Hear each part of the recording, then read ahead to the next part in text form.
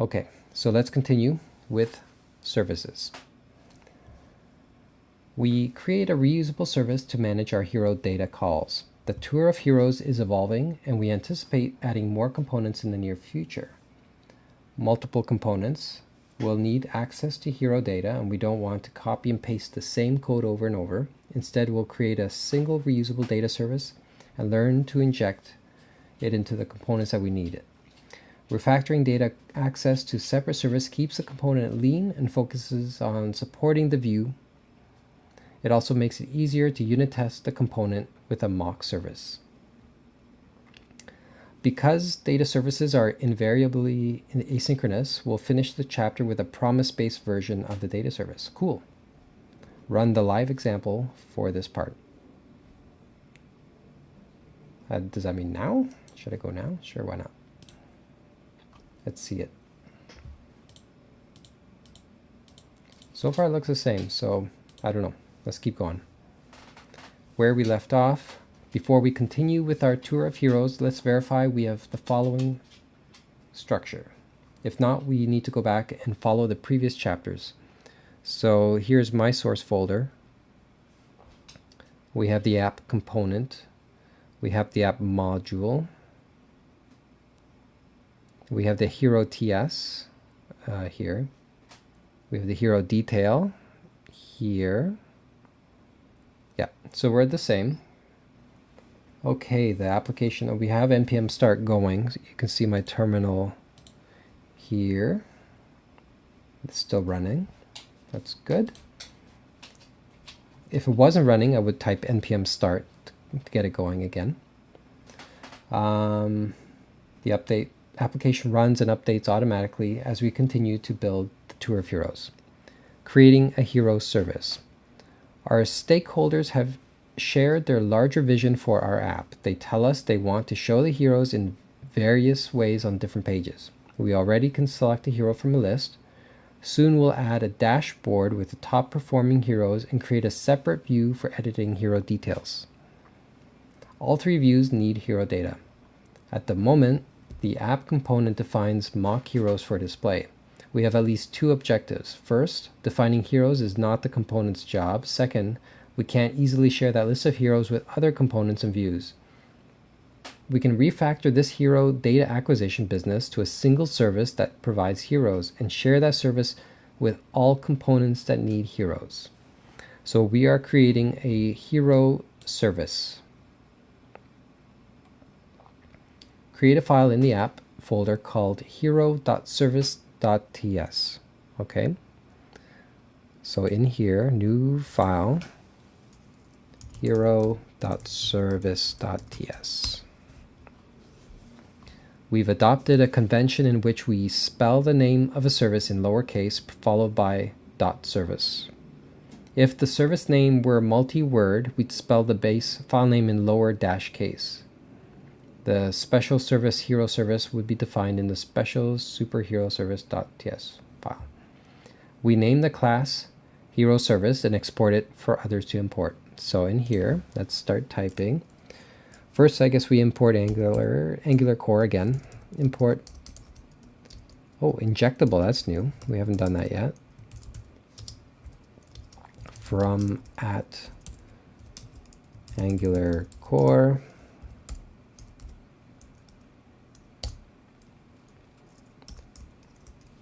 At injectable.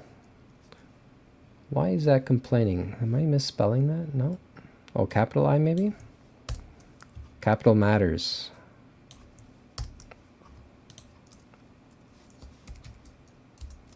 And then we export class hero service.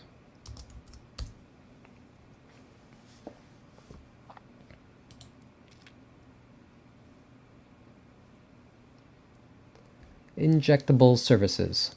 Notice that we imported the Angular injectable function and applied that function as an @injectable decorator. Don't forget the parentheses. Neglecting, okay, I got them.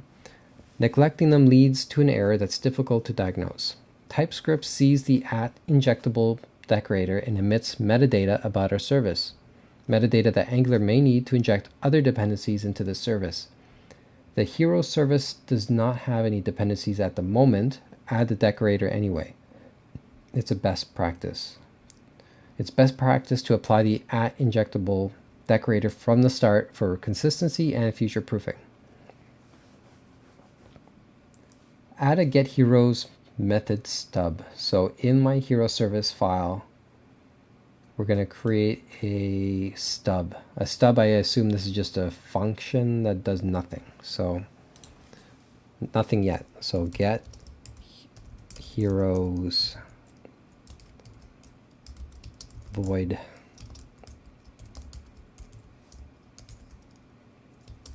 stub. So we have a function. We're holding back on the implementation for a moment to make an important point. The consumer of our service doesn't know how the service gets the data. Our hero service could get hero data from anywhere.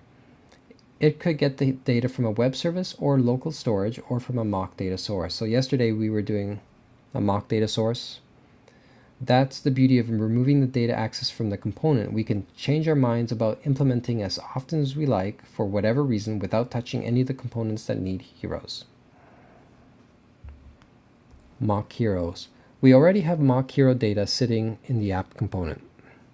It doesn't belong there. It doesn't belong here either. We'll move the mock data to its own file. Cut the heroes array from the app component ts and paste it into a new file in the app folder named mockheroes.ts. Okay, so heroes array from the app component. So let's go to app component. Here's the array.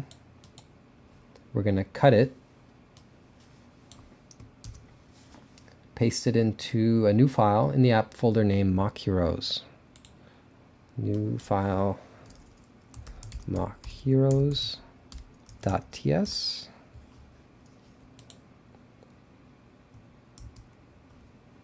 Oh, but above this, we copy the import hero statement from hero. What does that mean? Well, we are importing a class called hero and using that to create a new array from that class type. So otherwise it wouldn't know what this is. So it's getting this from this file which we created before, so we can use it here. So my code seems identical except for this. I need to export this.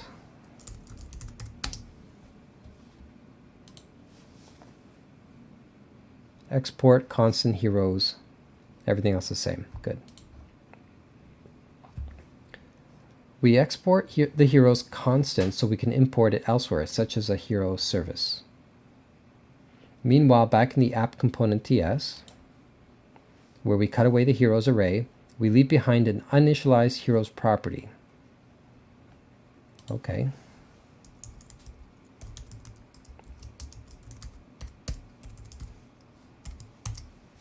Done. But my code is complaining for some reason.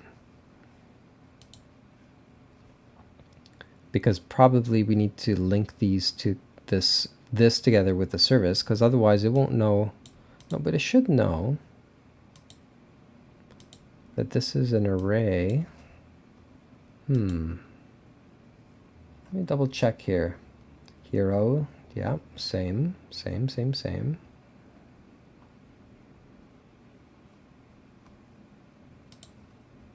Well, let's keep going, see if it explains what's going on here. Meanwhile, back in the app component ts, where we cut away the heroes, we leave behind an uninitialized heroes property. So I wonder if this is supposed to be elsewhere, like not here, but here. Oh, but even here it doesn't know what that is. Let's put it above. And maybe we don't need this anymore. I don't know.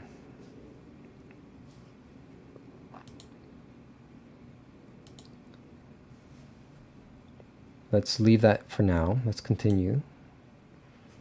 Return mocked heroes. Back in the hero service. So back in the hero service.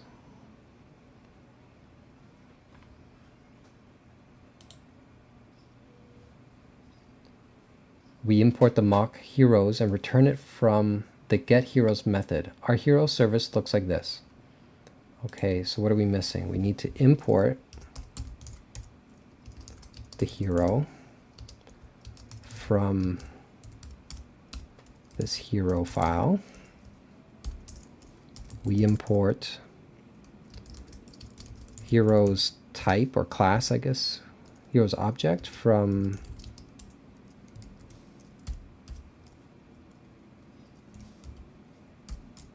mock heroes.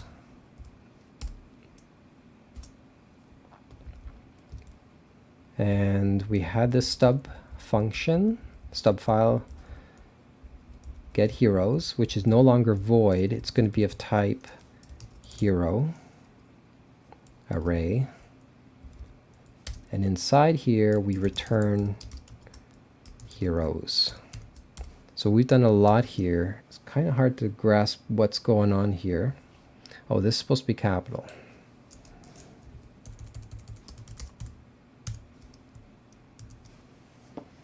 So this app component is still complaining about something. Now this is the old code maybe. I think I can hide this or comment it out.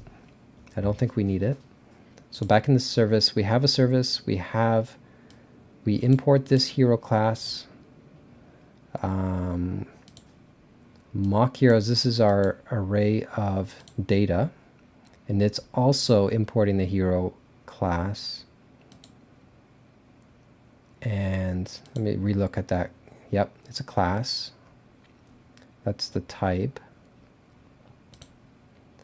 So now that we have the class and the data, we have to put these two together. So this hero, we create a service which has a function of type hero.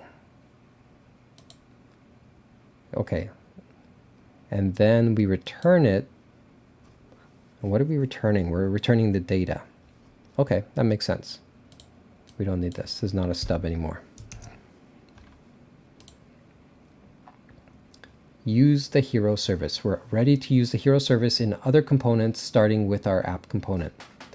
We begin, as usual, by importing the thing we want to use, the hero service. Okay, so back in our app component,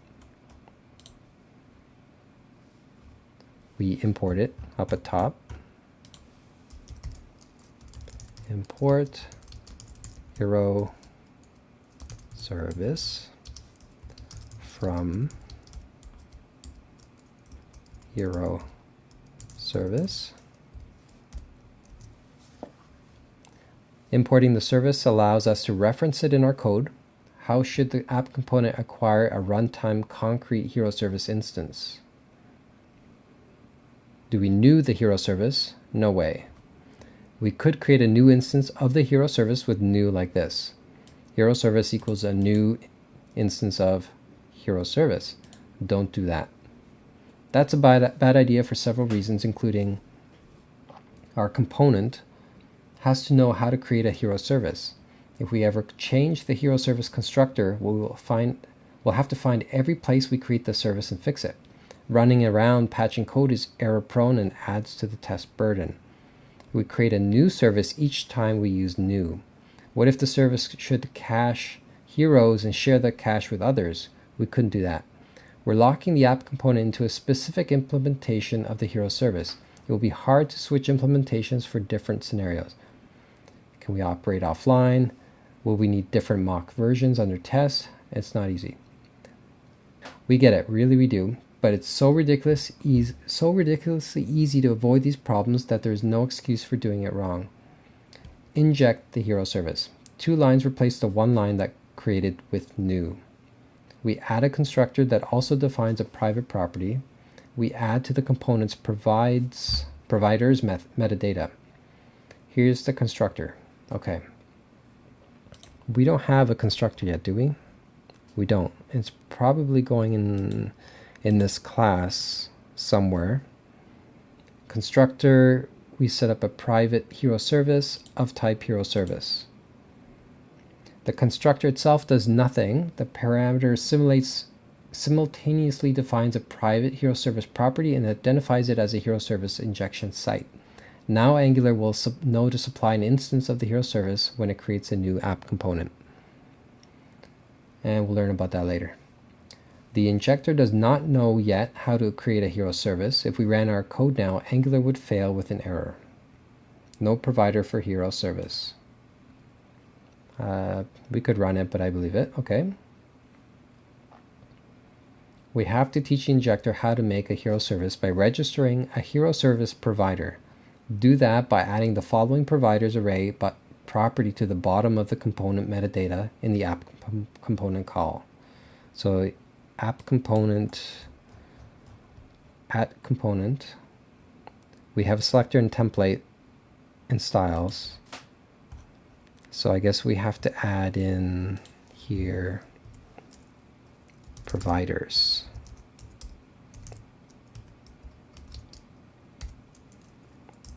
HeroService.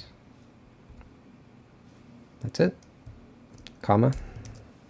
Okay. There.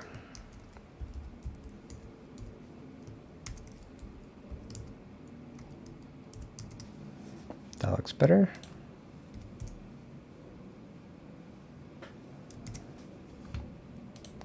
The providers array tells Angular to create a fresh instance of the HeroService when it creates a new app component. Okay, we read this, I think. The app component can use that service to get heroes, and so can every child component of its component tree. We've got the service in a HeroService private variable. Let's use it. So we import the service. We tell it about the provider. Let's use it. So we create. We pause to think. We can call the service and get the data in one line. So we're creating this. Where does that go?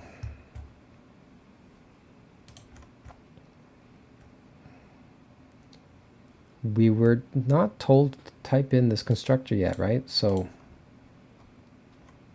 okay, well, I think we'll get to it.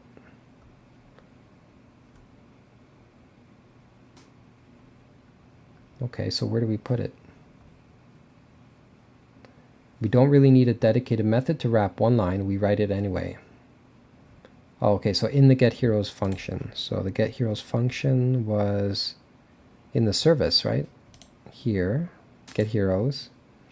In this thing.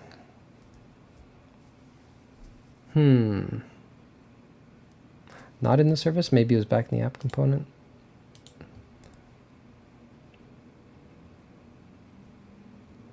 Yeah, we're supposed to be in the app component. Okay, so let's see. So we pause the thing. So we create this heroes. I'm going to type this out somewhere, but I don't know where to put it. I'm going to guess it's in here. This heroes equals this dot hero service. Service dot get heroes. Now let's see if it complains. It does complain because this doesn't belong here. A constructor method, accessor, or property was expected. So we need a constructor. And we were told about it earlier here, but it didn't say where to put it, this constructor. Maybe it'll say it in a minute. Oh, but see now down here it's saying it goes in the getHeroes function, which we don't have yet. So let's write one. getHeroes void. Put that in there.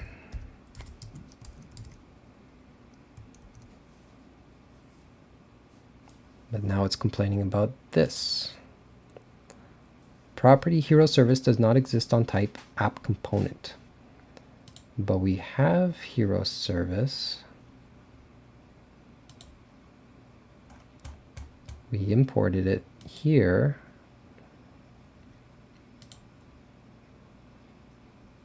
So this hero service should be coming from where? In the constructor, which we haven't set up yet. So I guess this has to come in here somewhere, but it doesn't say where. So I'm just going to put it in, I don't know, here. Once I do that, this stopped complaining. Let me take it out again, see if it complains again. It does. So we have to put it in inside this class. So now it's happy. Okay. Okay, where were we? The ng on init lifecycle hook. App components should fetch and display heroes without a fuss. Where do we call the getHeroes method? In a constructor? We do not. Years of experience and bitter tears have taught us to keep complex logic out of the constructor, especially anything that might call a server, as a data access method is sure to do. The constructor is for simple initializations like wiring constructor parameters to properties. It's not for heavy lifting. We should be able to create a component in a test and not worry that it might do real work, like calling a server, before we tell it to do so. Okay, so if not the constructor, something has to call getHeroes. Angular, we call it if we implement the Angular on init lifecycle hook.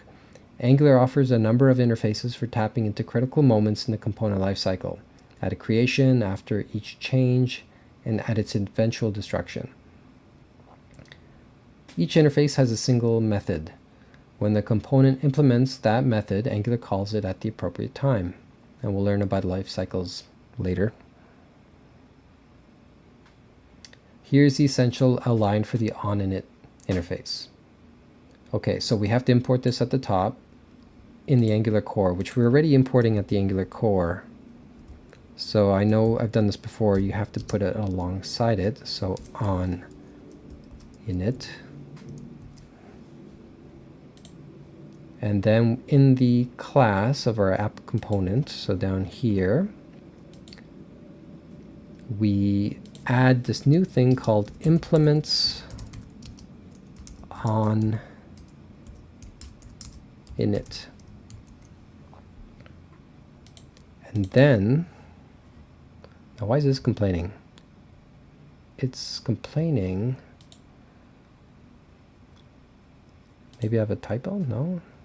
On init. Maybe this is. See, if I take this out, it doesn't complain.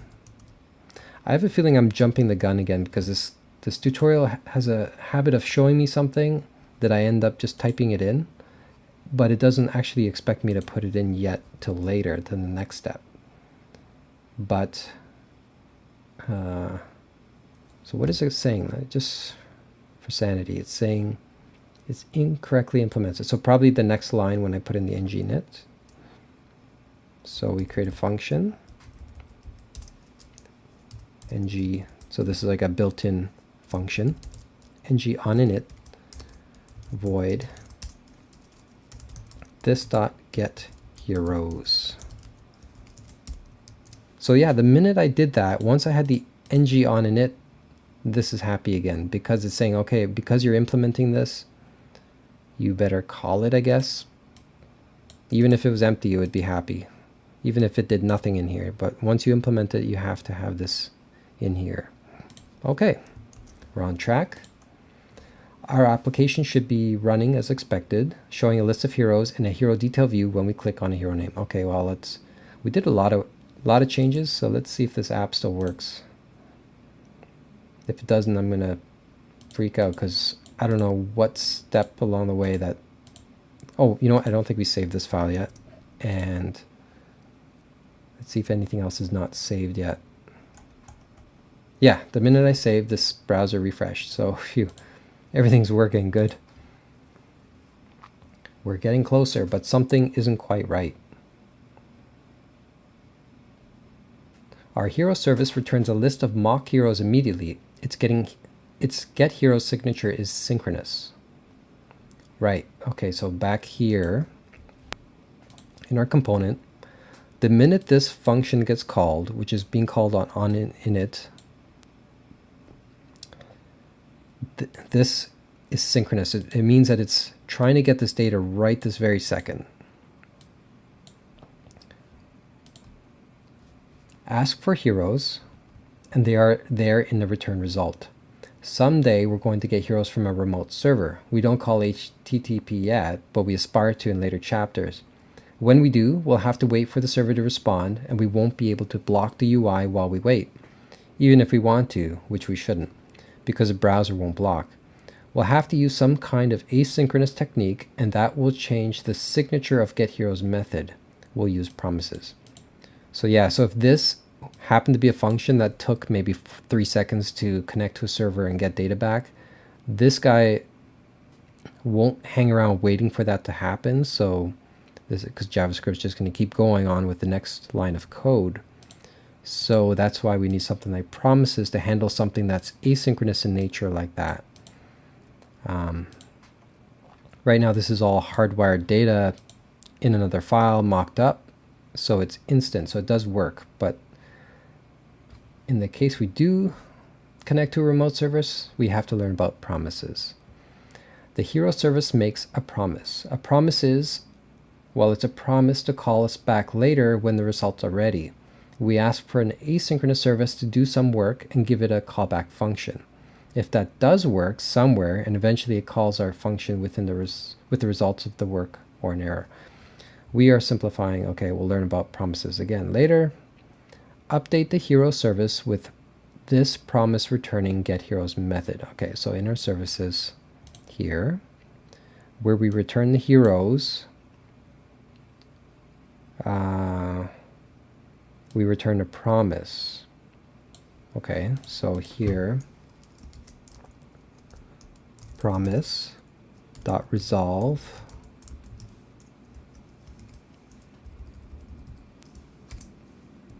but to do that we also have to put this thing. I don't know what this does, but it has to be here. Put a little arrow bracket thingy. So what does that mean? It's saying this function is no longer of type hero, it's a promise of type hero. Okay, that makes sense. We're still mocking the data. We're simulating the behavior of an ultra-fast, zero latency server by returning an immediately resolved promise with our mock heroes as a result.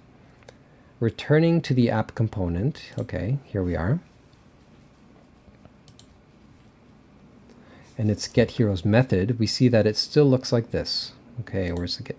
Oh, we have an error. What is going on here? Oh, because we changed this to be a promise, so we need to ingest that, I guess. Still looks like this. As a result of our change to our hero service, we are now setting this .heroes to a promise rather than an array of heroes. Okay. We have to change our implementation to act on the promise when it resolves. When the promise resolves successfully, then we will have heroes to display. We pass our callback function as an argument to the promises then method. Okay. So what does that actually look like? Get heroes, void this. Okay, so we are changing this hero service. Okay, dot get heroes function.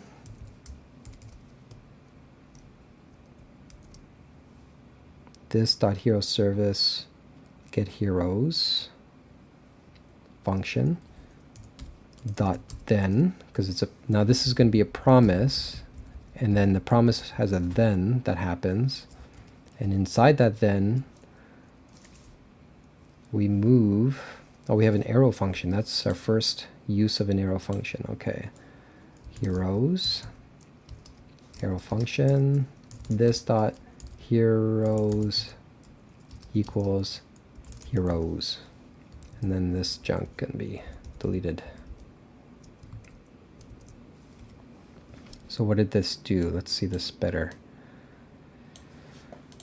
So this line, this function, when we call it, it's going to assign this .HeroService, run this function in the service, and when it gets the data back, when the promise is resolved, it'll run then, and inside of this, it's going to run a function. And now I'm not too good at with arrow functions, so my understanding is it's basically just a function that this .heroes is going to be equal to heroes. Okay, I think it's going to explain it to us in a minute, unless it just assumes that we know how arrow functions work. But okay, let's continue and see if it explains. Oh, it says read about arrow functions here. All right, well, I think basically what it's doing, it's going to run this function where it's assigning this expression will happen, and it's passing this in. So okay, so this goes into this expression. Oh, I see what's happening. Okay, so when this data comes back, when this service function comes back with data, we basically have a hero object, and this hero object will go into our little function here, into here, and assign it into this .heroes. Okay, if you don't understand, I guess you just got to read the arrow function thing, which we can do later.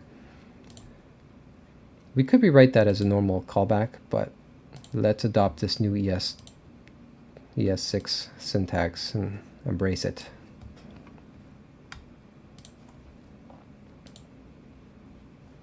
Our callback sets the component's heroes property to the array of heroes returned by the service. That's all there is to it. Our app should still be running, still showing a list of heroes, and still responding to a name selection with a detail view. So let's take a look.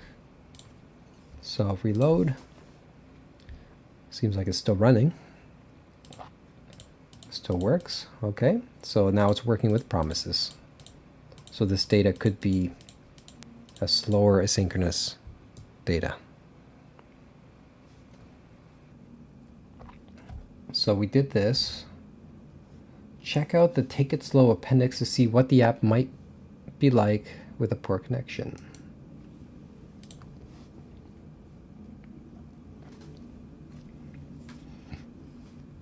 Is this like a different tutorial?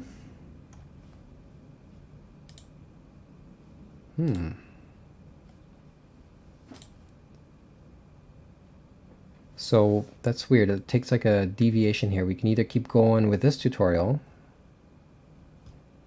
or we can learn about how we could simulate a slow connection. And they do this with a set timeout. Yeah, they just put a 2000 millisecond delay before this comes back. But it's still not a real remote connection. It's just faking it. So, okay, we can do that another time. Review the app structure. Okay, they should be the same. Oh, wait, this is new. System.js. Was that there the whole time? Yeah, it's already there. Okay. So here's what we modified in this chapter. We created a HeroService file. We modified our component. We created a new mock heroes TypeScript file. In the service, we injected Angular. Or no, we loaded an injectable. We loaded the hero class. We loaded the heroes array. Then we learned about this new injectable thing, which I still don't quite understand what that means yet, but it was pretty vague about it. It just said be sure to put that in even if we don't use it yet. Then we created a function inner service that returns a promise here and this whole thing is of type hero. Okay. The road we traveled. Let's take stock of what we've built. We created a service. We used ng on init lifecycle hook to get our heroes when our app component activates. We defined our hero service as a provider of our app component. We created mock hero data, imported into our service. We designed our service to return a promise, Run the live example for this part. Okay. But this is exactly the same as what we just built, so I'm not sure why I need to do that. So the road ahead. Our tour of heroes has become more reusable using shared components and services. We want to create a dashboard, add menu links that route between views, and format data in a template. As our app evolves, we'll learn how to design it to make it easier to grow and maintain. We learn about Angular component router and navigation among views in the next tutorial chapter. Oh, and this is that take it slow part where they were going to add that thing. So this was optional. We don't need to do it. Next step, we're going to learn about routing. Cool. Routing. We add the Angular router and learn to navigate among the views. We received new requirements for our Tour of Heroes application.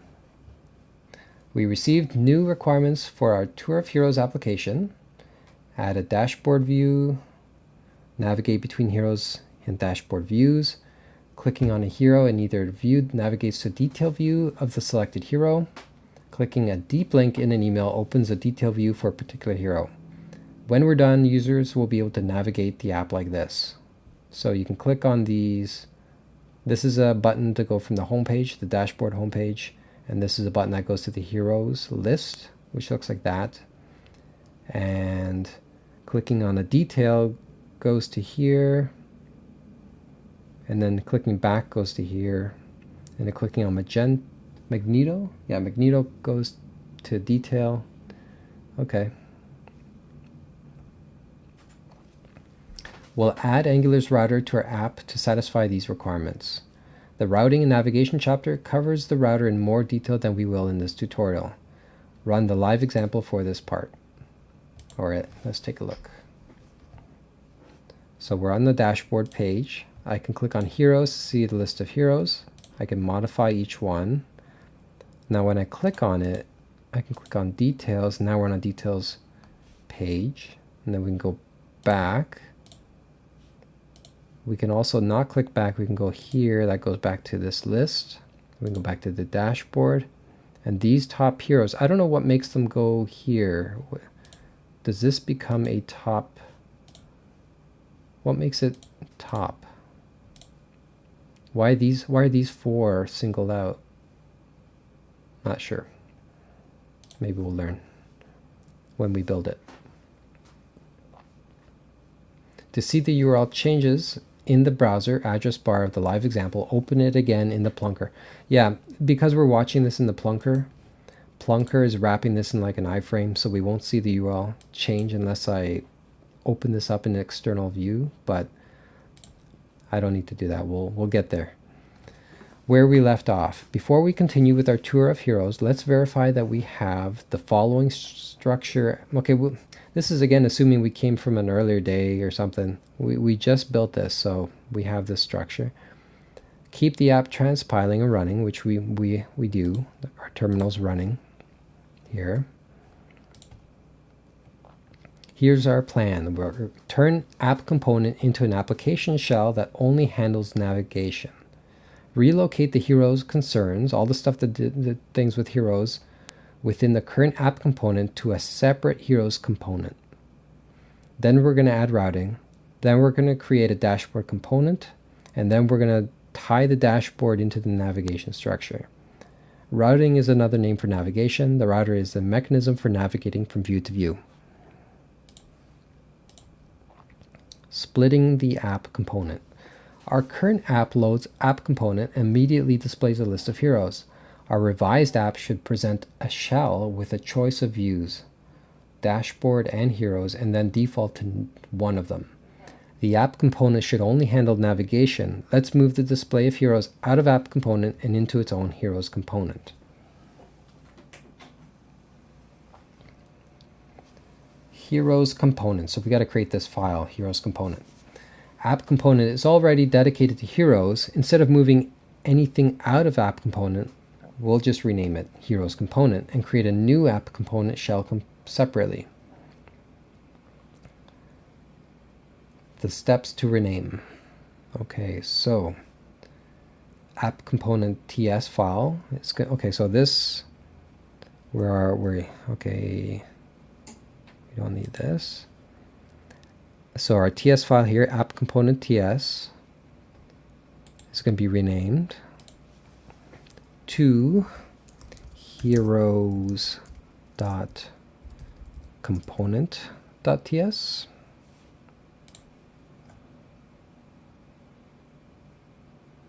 Where'd it go? There it is. Okay, good. And then app component class. Okay, so we got to change the class in here. So in here, this component class, we're going to rename that to heroes component.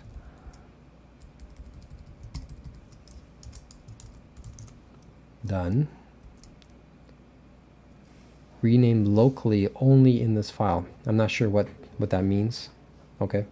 Selector my app to my heroes. Okay. Here, this my app is going to be my heroes. So there we have add component selector. It's just showing us what I just did, basically. Export class hero component, implements on it. Yeah, same. Okay, so now we're going to create app component. The new app component will be the application shell. It will have some navigation links at the top and a display area below for the pages we navigate to. The initial steps are create the file. I think I'm covering that with my cam. Okay. Create the file, source app component.ts. Okay, so we create the file here, new file, app component.ts. Oh wait, I clicked on the JS file. Where did that TS file go? There it is. Define an exported app component class. Add an at component decorator above the class with a my app selector. Move the following from heroes component to app component. The title class, the app component template.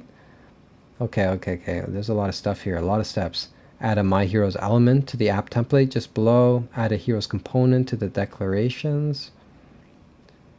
Add HeroService to the providers. Remove HeroService from the heroes component. So we're moving the service from this component into this one. Okay, and then add the supporting import statements. Our first draft looks like this. All right, let's type it out so we get used to the actions. Import component from Angular core. That's common everywhere. We create this decorator component. And then here we have a selector, my app, which is in our index file, my app. We have a template, inline template. Using backticks, we're now going to do a multi-line template. We're going to add an h1 tag, title, and now we have another selector, which I assume another component will use.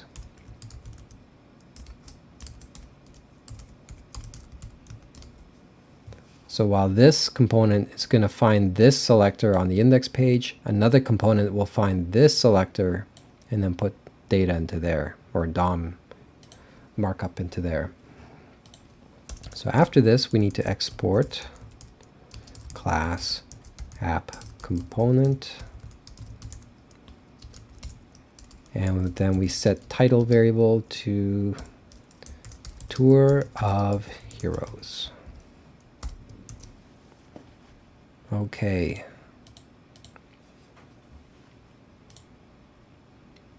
The app still runs. Okay, let's just see if it does. Reload. And it doesn't. What am I missing? Oh, there's another file here. App module. We got to modify the module. So here's our module. I wish I could hide these JS files because we're only working with TS TypeScript, it's kind of annoying to have these JS files polluting this folder. Although I can see why you might have legitimate JS files in here, it's kind of messy. Because every TS file I make, it's going to output this JS file, which we never work with. So I wonder if there's a way to hide this. Anyway, so in the app module TS file,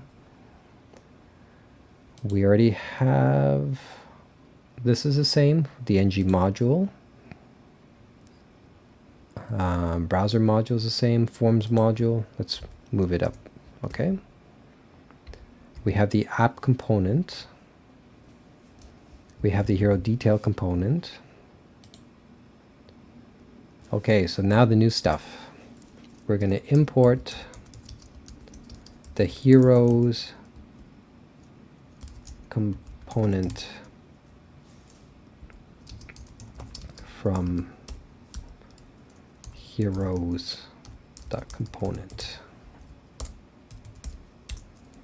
And then we import the service. So this used to be the old app component file. And this is our new service that we created.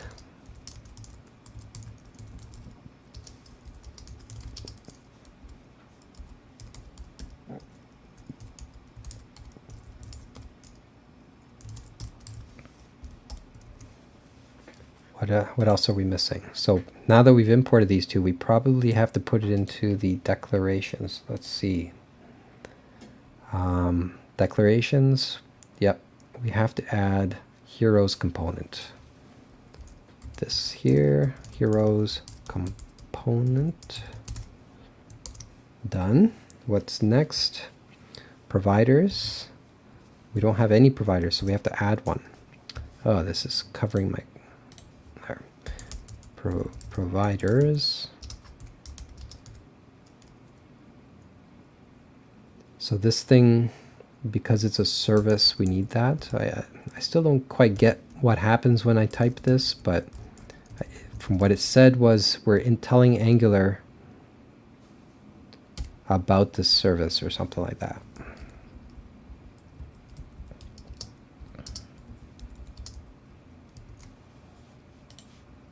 So now Angular knows about this service, and I guess when it ties these components together, it knows this service exists, is my guess.